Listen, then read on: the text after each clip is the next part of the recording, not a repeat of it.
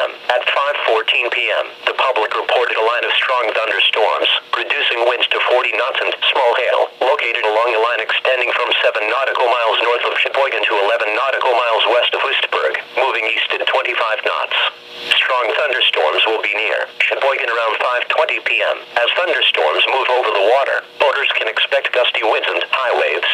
Move to safe harbor or stay close to shore until these storms pass.